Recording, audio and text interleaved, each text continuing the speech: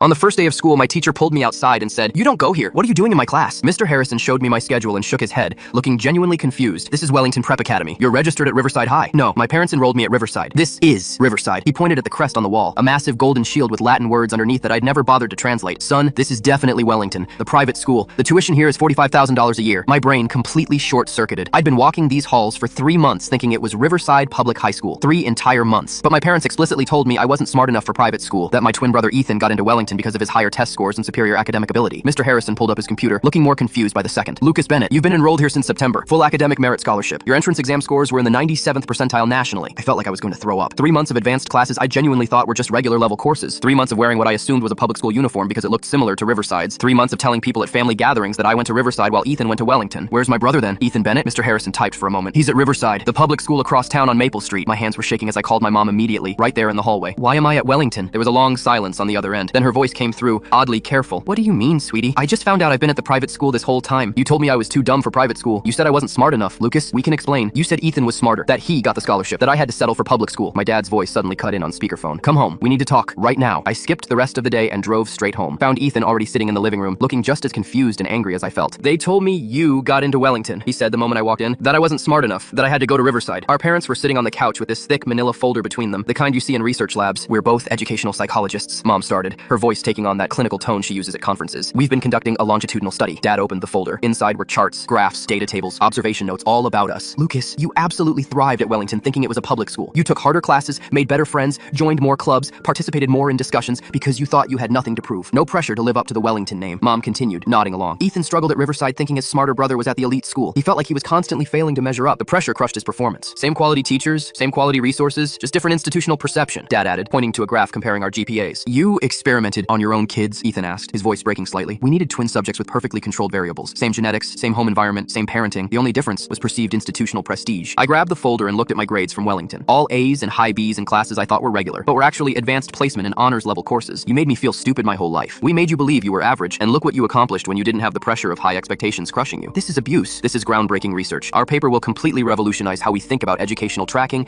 institutional prestige, and student performance." Ethan started flipping through the folder, his face getting redder. "Wait, Lucas actually has the higher IQ score by 3 points, 132 versus 129. Statistically insignificant in twin studies," Dad said dismissively. "But you told me I was smarter," Ethan protested. "You said that's why I got into Wellington. We told you both exactly what we needed to for the experimental conditions to work properly." I stood up. "So for 3 months I've been excelling at one of the best schools, thinking it was just average work at a public school." Mom nodded. Ethan added, "And I've been barely passing at public school thinking I wasn't living up to my potential." We stared, then left. Next day, I returned to Wellington. My grades immediately dropped. Ethan transferred mid-year and did better once he knew the truth. Our parents published their papers 6 months later. We haven't spoken to them since.